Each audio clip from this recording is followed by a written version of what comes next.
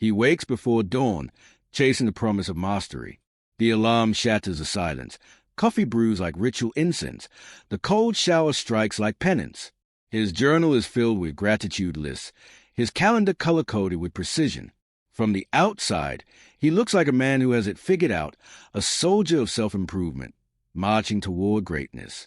But beneath the symmetry, something is off. His mind hums, his chest feels heavy, and every victory tastes faintly of ash. Beneath all that discipline, there's a quiet exhaustion that no sleep can cure. This is the face of the modern warrior, fit, optimized, yet deeply disconnected from himself. He's not weak, he's misaligned. Burnout today doesn't come from the volume of what we do, it comes from the direction. We sprint on treadmills of metrics and screens, endlessly measuring output, while forgetting what we're running toward. Every ping, every notification tricks the nervous system into thinking it's fighting a war. Yet the only enemy is our own fragmented attention.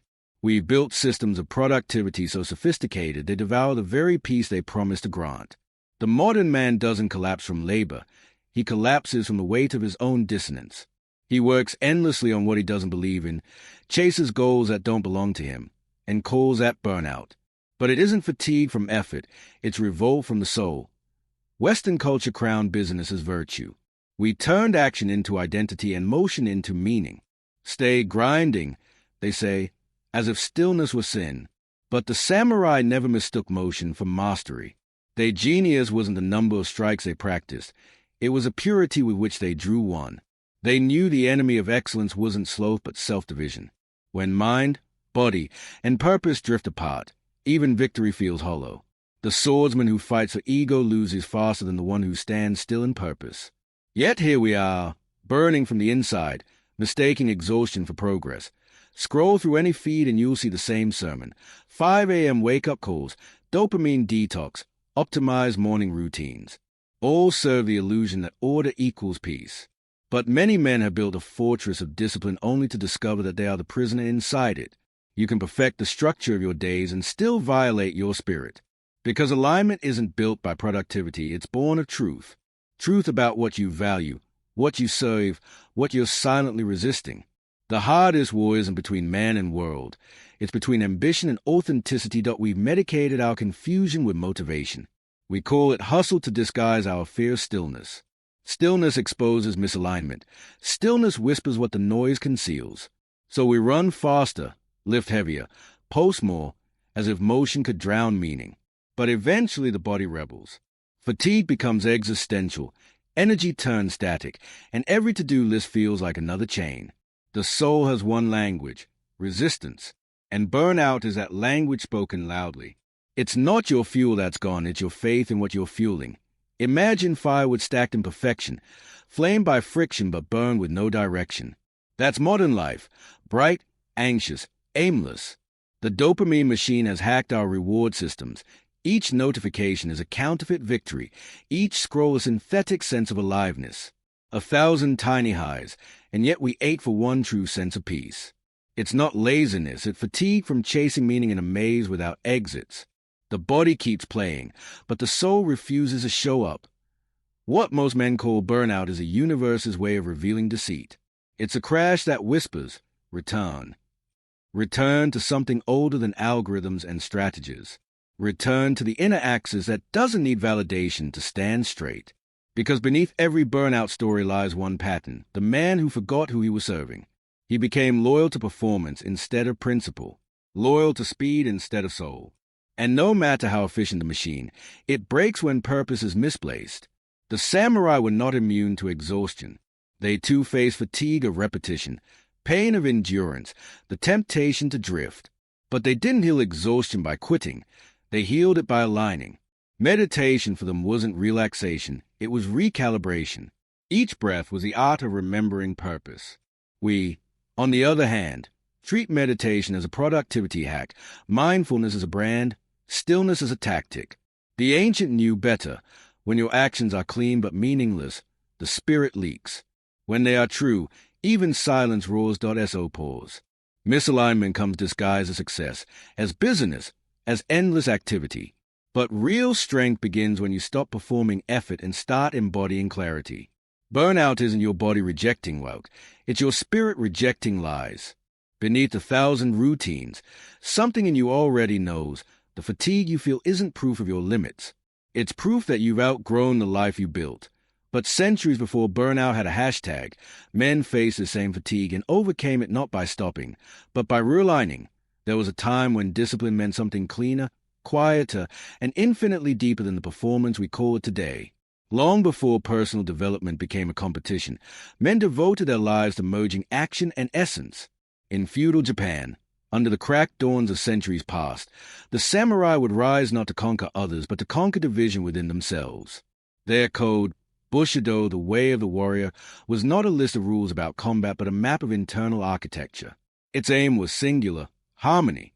The warrior who was unified in mind, body, and technique became unstoppable, not because of strength, but because he no longer fought against himself. This unity was called Shinji Tai, mind, skill, and body aligned as one current. When the mind doubted, the sword hesitated. When the spirit was calm, the blade became extension rather than object. And so, every movement became truth expressed through impulse. What they discovered on the battlefield mirrors what we struggle with at the desk or behind the screen, the friction between intention and motion. Burnout is what happens when our limbs move faster than our purpose, when we endure without anchoring. Modern men mistake endurance for virtue, but the samurai knew endurance without direction only multiplies suffering. They didn't chase stamina, they chased synchronicity. Their training was poetry clad in armor. Each bow, each stroke, was a meditation, a conversation between the seen and the unseen. To a Western eye that demands results, such repetition would seem excessive. But repetition was not about better performance, it was about cleaner presence. Through presence, their chaos dissolved. Through stillness and motion, they found clarity within crisis. That is a forgotten secret. Peace does not come from escape, but from precision, a being that had said Musashi trained alone in the pre-dawn mist, cutting through air until his breathing and movements became identical. He wasn't chasing productivity. He was erasing separation. No future, no target, no audience, just a rhythm of breath and blade. That discipline we now call mystical was simply the physics of unity. He learned that clarity doesn't mean no motion. Clarity means motion without noise. The world says push harder. Musashi said move clearer. He understood that strength without presence is chaos disguised as power. And in that dawn solitude, each swing became a lesson. Remove hesitation, remove thought, remove self. When nothing remains but motion aligned with truth, what is there left to tire? When essence and action walk the same path, exhaustion becomes impossible. The monks of Zen discovered the same formula through silence rather than steel. Each day they swept paths, poured tea, arranged stones. Mundane acts turned sacred through attention. No hierarchy existed between the grand and the small. Even bowing was a form of awakening. The West often romanticizes Zen as aesthetic minimalism, but its core was ruthless integration. Waste no movement, waste no moment. The monk's brushstroke and the samurai strike were born from the same principle, mastery as disappearance of friction. The mind performing the task and the task itself were no longer two.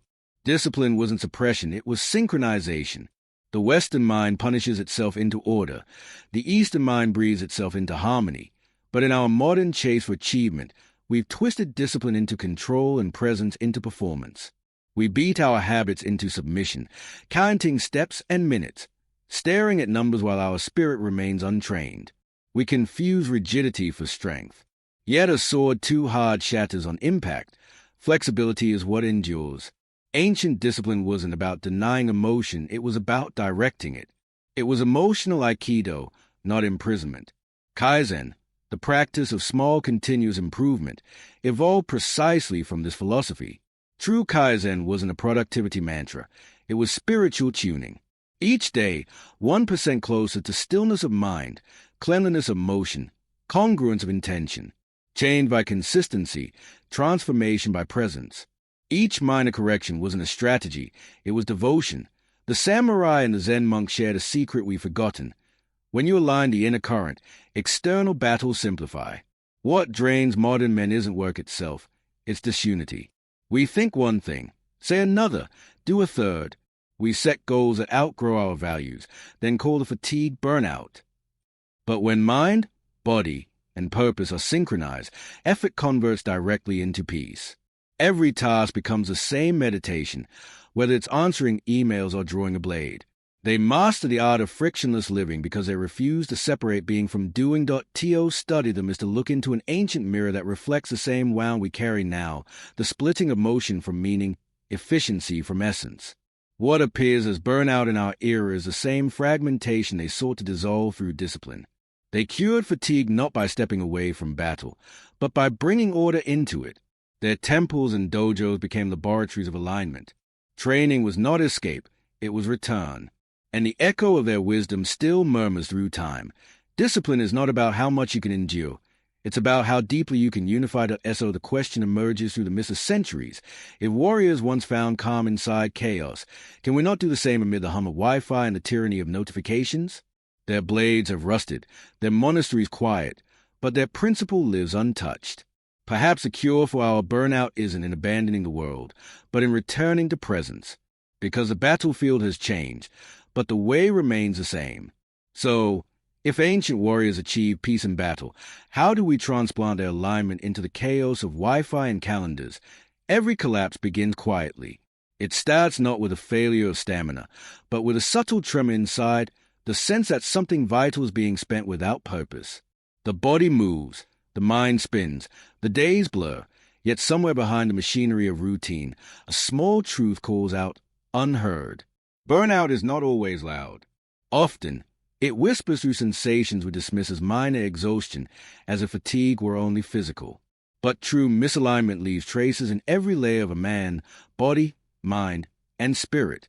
Each speaks a different language, yet all point to the same fracture, the distance between what we do and what we believe in. The body is the first voice.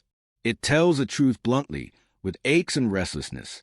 You feel it in the dull heaviness behind your eyes, the endless craving for stimulation, the strained fatigue that sleep cannot fix. This is not weakness, it is rebellion. The body resists artificial rhythm. It knows when motion is honest and when it's forced. You may pump it with caffeine, stretch it in a gym, pretend discipline requires pain, but the body remembers sincerity. It was designed to serve purpose, not performance. The modern body, locked in chairs and screens, becomes a mule carrying an unseen burden, ambitions that don't belong to it. When the rhythm of labor outpaces the rhythm of meaning, muscles become armor and posture becomes testimony. The fatigue you feel at noon is your body saying, "You are moving without me." Then comes the mind, the strategist, the analyst, the restless schemer. It loves the illusion of progress, even in confusion. The misaligned mind jumps from idea to idea, goal to goal, craving novelty like oxygen. It is always connected but never centered. You plan, optimize, design perfect systems, but each new method only deepens your disarray. The mind mistakes motion for clarity. It spins loops of self-criticism. Am I lazy? Am I behind? Am I wasting time? Without realizing the real waste is in the fragmentation itself. There is no inner counsel, only noise. The ancient Zen teachers said the mind untrained is like a monkey in a storm, leaping from branch to branch. Modern life has multiplied those branches into screens, tasks, and deadlines. The mind's exhaustion is not from thinking too much. It's from never thinking through to stillness. And then comes the quietest voice, the spirit. Its silence is the most dangerous symptom of misalignment. The spirit does not shout, it retreats. It waits for you to notice the absence of wonder, the dullness in victories, the lukewarm pulse of your own existence. When the spirit goes mute, success becomes mechanical, love feels heavy, and purpose tastes synthetic. This is a hidden fracture that no vitamin or motivation video can fix. Because spirit, unlike mind or body, refuses to fake engagement. When it is absent, everything collapses inward. You can complete your routines flawlessly and still live as a ghost passing through his own life. Imagine yourself as a bow, crafted with care, meant to direct energy with precision. The string is your ambition, the wood your truth. When they pull against each other, energy turns to tension, and the integrity of the bow begins to crack. The archer doesn't feel the fracture at first. The shot still fires, the result still lands. But each misaligned draw weakens the frame, invisibly. Burnout is that weakening made visible, the final warning before breakage. The answer isn't to release all tension, but to pull with alignment, where ambition bends toward truth, not against it. There is a simple practice, though simple does not mean easy. Find stillness, even for 5 minutes, and ask yourself with brutal honesty, what am I working hard to avoid hearing? Don't rush to fix the answer. Let it echo. Beneath all your goals and efficiency lies a voice, the one you keep drowning under tasks. That is the voice of alignment. It doesn't demand hustle. It demands listening. The world screams hustle. Zen whispers listen. The whisper is harder to hear because the noise feels like progress, and silence feels like loss. But progress that contradicts your nature is decay disguised as momentum. True discipline is not how much you can push, but how deeply you can listen without flinching. Once you can hear the cracks, the question becomes, how do you realign the bow before it snaps? Realignment is not a vacation from chaos. It is a discipline within it. To realign is to rebuild the invisible architecture between thought, motion, and meaning. The samurai never sought calm by withdrawing from life. They forged calm inside it. The Zen monks never aimed to stop the world. They learned to move through it without disturbance. The difference between modern self-help and ancient practice is simple. We chase escape. They practice return. Ancient realignment was not an idea. It was embodiment of physical, mental, and spiritual synchronization so deep that peace became automatic. If modern burnout is a fracture between self and action, then realignment is the art of welding them back into one. Begin with Ma. In Japanese aesthetics, Ma is the empty space that gives form its meaning, the silence between notes that makes music breathe. Today we schedule everything but nothingness, compress every gap with noise as if silence were wasted potential. But the samurai revered Ma as the most productive state available. It is intentional emptiness, a space where energy recalibrates. What would it look like if you structured your day not just around work blocks, but space blocks? 10 minutes of unfilled time before important transitions, not for restlessness, not for scrolling, but for pure presence. In Ma, the nervous system resets, awareness sharpens, and direction returns. Stillness is not withdrawal, it's a sharpening of the blade. The corporate world preaches time management. The samurai practice self-management. You don't control hours, you command awareness. When you begin using silence as fuel, noise loses its power. Next comes Seiza, the art of posture as meditation.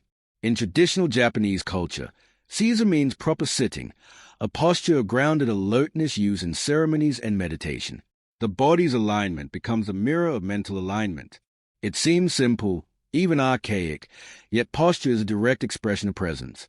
Each slouch, each subtle lean forward, is a body collapsing under unacknowledged mental weight. To sit in Seiza or in any position of integrity is to practice clarity through structure. Try this. Sit still, spine erect, breath steady, shoulders relaxed. Within minutes, the body whispers truths the mind avoids. In ancient dojos, warriors trained a posture of readiness so relentlessly that clarity became physical memory. Your body teaches your mind how to stay. When posture holds presence, mind holds focus. Realignment begins when discipline leaves the spreadsheet and returns to the spine. Then consider the Kaizen loop, the quiet revolution of 1% corrections. Modern motivation glorifies massive transformation, but all ancient masters knew that transformation lives hidden inside repetition. In the dojo, precision mattered more than progress. Kaizen is a philosophy of tuning daily rather than fixing once. You correct from within while in motion. 1 inch straighter, 1 breath deeper, 1 moment troll. The secret isn't size, it's continuity. The samurai trained the same forms all their lives, not to reach perfection, but to stay available to truth. You can apply Kaizen to any habit, even spiritual ones. Start with 1 act a day that honors alignment over achievement, a few silent breaths before opening a laptop, mindful steps toward a meeting, still attention before applying an emotion. Improvement in alignment compounds like interest. You become unshakable not by intensity, but by consistency. Realignment, however, demands more than intellectual understanding. It requires Shugyō, the gritty, sacred endurance of spiritual training through mundane repetition. To the untrained eye, Shugyō looked like endless routine, but to the samurai, every gesture was holy. Sweeping a floor, cleaning a blade, arranging a tatami were acts of devotion. They didn't wait for grand rituals. They made ordinary actions gateways to transcendence.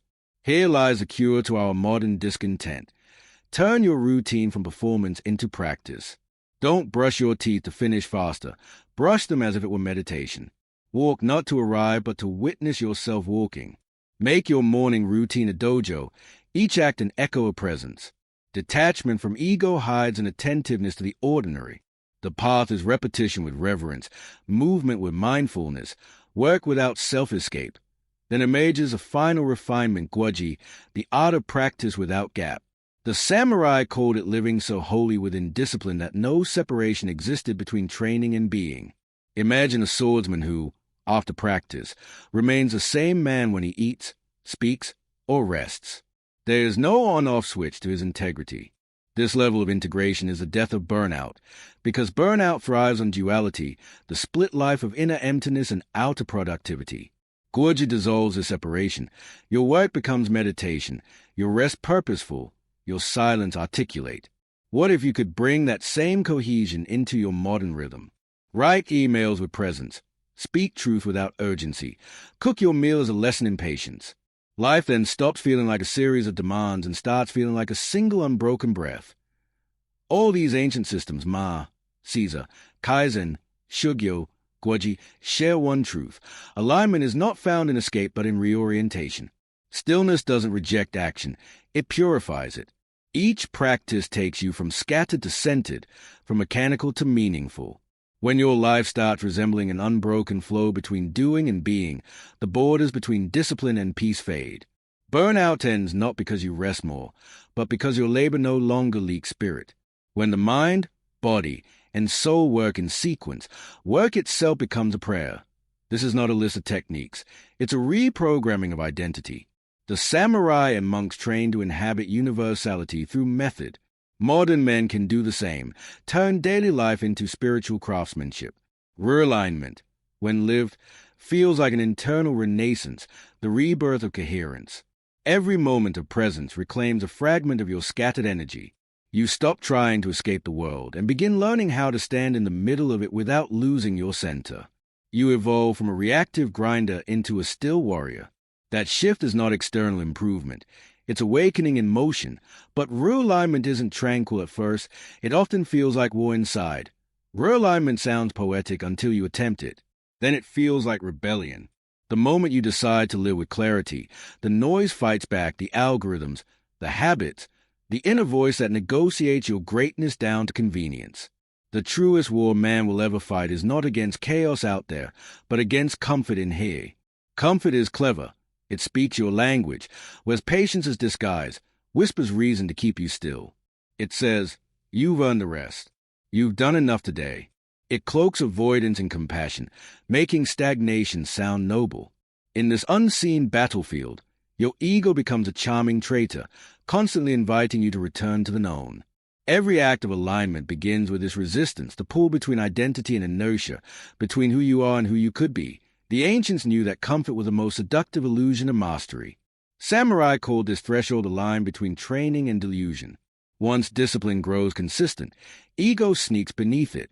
You begin to take pride in routine, not essence. You believe your practices make you awakened, but secretly, routine itself becomes hiding. This is a comfort samurai paradox, discipline used not to evolve but to avoid. You call it structure. In truth, it is armor against uncertainty. Ancient monks warned against such false peace. They taught that comfort, even in meditation, dulls the edge of awareness. Zen masters left students with perplexing koans not to confuse them, but to crack the mind open when it grew too comfortable in understanding. One such riddle asks, if you meet the Buddha on the road, kill him. Not a call to violence, an invitation to destroy the image of mastery when it hardens into ego. Alignment begins the moment comfort dies. Pain, then, is not punishment, it is a signal. Pain calibrates where truth hides. The samurai sharpened swords not to worship suffering, but to learn purity through resistance. A blade dulls in softness, so does a mind. Whenever progress stings, it's not because you're broken, but because you're brushing against friction long ignored. Modern men numb this calibration instantly, with distraction, with dopamine, with noise masquerading as productivity. But pain, If faced with stillness, unveils truth. It shows where you settle for less than you're meant for. If it hurts, it's guiding you. The body screams at false direction.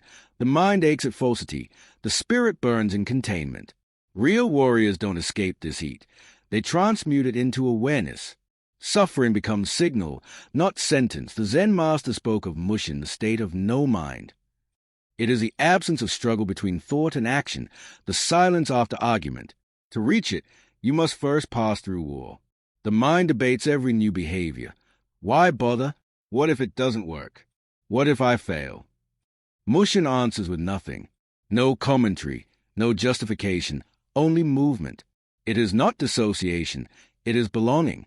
In no mind, the archer becomes the arrow, the swordsman becomes a strike, the worker becomes awake. There is no room for the whisper of comfort because there is no separation left for it to enter.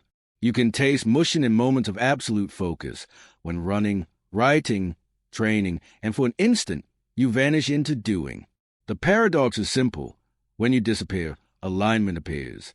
There is an old story from a Zen monastery. A young monk once asked his master how to achieve enlightenment. The master handed him a broom and said, "Sweep this path every day until you see." So he swept, day after day, season after season, year blending into year. At first, he sought perfection, each stroke measured, each leaf removed. Then boredom came, and resentment, and self-doubt. Yet he kept sweeping. One morning, after countless dawns, when scattered new leaves before he finished, he watched them fall and did not hurry. For the first time, he saw that the path was never meant to be clean, only witness. His sweeping had not changed the path, it had changed the one who swept. Peace revealed itself not in completion, but in focus without demand. That is the art of monotony, transcendence through repetition, liberation inside familiarity. In the modern age, we've desecrated the sacred monotony. Every task is scored, compared, posted, moneized. The reward is no longer process but perception. Burnout thrives in this prison of outcome-driven life. When we work, we seek validation. When we rest, we feel shame. The cycle never ends because the center was lost. Realignment restores the sanctity of process. The blade reclaims its edge not by winning a fight, but by returning to the whetstone each day in silence. Meaning does not live in what we complete. It lives in how completely we show up. You can fold laundry as meditation or write your destiny between moments. It depends on the consciousness you bring. To walk willingly into repetition is not to give up thrill. It is to invoke mastery. Every step forward in alignment peels another layer of ego, another illusion of control. The battle will not look heroic. It will look ordinary, a quiet tug-of-war between noise and awareness. But with every win, the resistance weakens. The body follows the mind follows the spirit, and presence becomes your natural resting place. You no longer force progress. You embody it. You no longer seek peace. You radiate it. The moment the mind quiets and resistance softens, alignment becomes effortless, not something you do, but something you are. Philosophy becomes real only when it sinks into your schedule. The samurai didn't keep wisdom as decoration. They wore it through the hours as rhythm. And though our world hums with Wi-Fi instead of war drums, the same principle holds. Alignment must inhabit the day. Modern power isn't about intensity. It's about integration, building a life architecture that mirrors the inner triad of Shin-Ji-I Tai, spirit, technique, and body. The modern man plans tasks. The aligned warrior design states. Begin with the morning, the realm of Tai, the body. Too many awaken already abstracted, opening screens before opening lungs. The aligned morning doesn't start with information. It begins with embodiment. Empty stomach, full breath, cold light on skin. The first act is not performance, it's anchoring. Run, stretch, breathe, lift whatever awakens presence through movement. The goal isn't record-breaking. It's remembering that physical discipline is a first alignment loop. When the body is orderly, the mind stops shouting for control. End the routine not with a rush, but a pause. Stand still long enough to feel gravity rooting you to purpose. The world calls this warm-up productivity. The warrior calls it prayer. Midday belongs to GI, the domain of execution and technique. In this space, precision dominates noise. The unaligned worker plans by time. The aligned one plans by energy. Observe your natural peaks, then schedule the most important creation or decision there. Guard those hours like sacred ground, close doors, mute alerts. Act as though your craft were combat. Each click, each line, each call becomes a strike of the sword, clean, deliberate, final. Productivity loses its emptiness when it serves devotion rather than vanity. Every output must translate into inner coherence. Make your workspace a dojo not cluttered, but intentional. Keep one symbolic object visible, something that reflects purpose, a book, a token, a quote etched in steel, to remind you that your labor is part of practice, not punishment. Evening draws you toward Shin, the spirit. This is the hour of reflection, digestion, stillness. Most men treat night as escape, numbing themselves from the day's noise. The aligned evening functions like a return to temple. Dim lights, slow breath, pen on paper. Journaling becomes inquiry, not performance. A dialogue between the man you were at sunrise and the awareness you've gained through battle. You ask simple questions. Where did I act from truth? Where did I deviate? The point is not guilt but refinement. Reflection tightens the slack in discipline's bow. Afterward, surrender to silence, read slowly, stretch without rush, or sit in meditation until thoughts dissolve into stillness. Let sleep arrive as consequence, not pursuit. The next morning, when you rise, the cycle completes another Kaya round of refinement. When these three currents, body, action, spirit, are placed in rhythm, the day ceases to feel mechanical and becomes ritual. You are no longer multitasking between fragments of identity. You're circulating alignment through time. Even your environment begins to mirror that unity. Simplify surroundings until they speak calm. One candle instead of 6 screens. Few possessions, sharp purpose. Each object earns its place by clarity. Your home becomes extension of the mind, useful, centered, alive. And within such space, real productivity is reborn.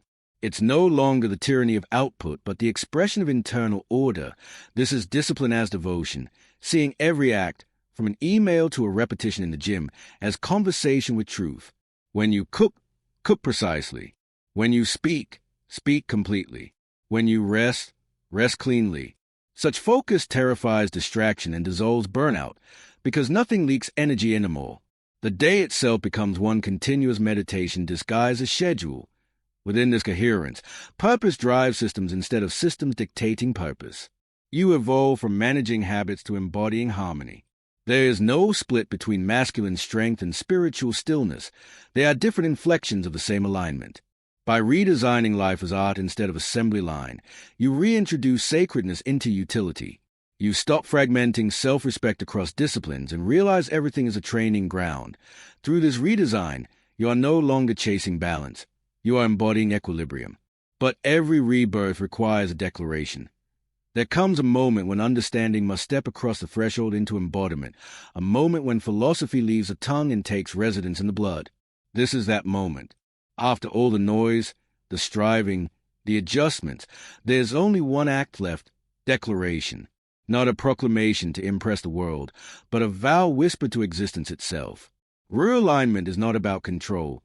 It's surrender to truth. To live aligned is to stop negotiating with yourself, to cease editing your calling down to something convenient. You have spent enough years performing strength while quietly avoiding authenticity. The ancient warrior didn't define himself by killing enemies, but by refusing to betray essence. The monk didn't meditate to escape the world, but to remember his place within it. That remembrance is alignment. Burnout has been your teacher, exhaustion, your compass. Every collapse was pointing you home. So stand where you are, without ornament or performance, and breathe once with conviction. Feel how every moment has trained you for this. The cold mornings, the failures, the repetitions that no one saw, they were the sharpening stone for awareness. You don't need more motivation. You need memory of who you are when distraction dies. This is a territory of authenticity, quiet, demanding, liberating. In alignment, the chase ends because there is nowhere else to go. The modern world tells you to choose between ambition and peace. The samurai knew the two were never separate. True ambition is a pursuit of perfect harmony. True peace is a courage to act from it. To walk this path is to know contradiction as illusion. The modern warrior's path is not escape, it is return. Return to the simple discipline of honesty. Look at your life not as an error to correct, but as material to sculpt. Let each habit, each conversation, each decision pass through the filter of truth. Ask silently, does this reflect who I am becoming, or does it protect who I was pretending to be? Alignment cares nothing for comfort. It demands congruence. But once you yield, it repays with stillness, the kind that lives beneath motion, the quiet thunder of certainty. Now write your declaration of alignment. One sentence. Not a goal. A truth. Something unmoving. Perhaps it reads, I live what I believe, or my actions are prayers to my purpose. Or simply, no more division. Write it. Speak it. Carve it in memory. Let it become the reference point of every choice. You can broadcast it to the world or guard it in secrecy. It makes no difference. What matters is that it lives inside you as contract. When life drifts toward chaos, return to it. When fatigue whispers again, read it aloud. When doubt claws, breathe it back into your spine. Something new to yourself. You are stripping away what concealed you. Feel the ground under your feet, the cool weight of stillness around you. This is what remains when burnout burns away. Awareness without effort, discipline without tension, presence without pretense. The fire that once consumed now illuminates. The mountain that once felt distant now stands within. In this stillness you realize the truth that shadowed every step. You were never burnt out. You were simply revolting against a life unworthy of your spirit. And that revolt was sacred.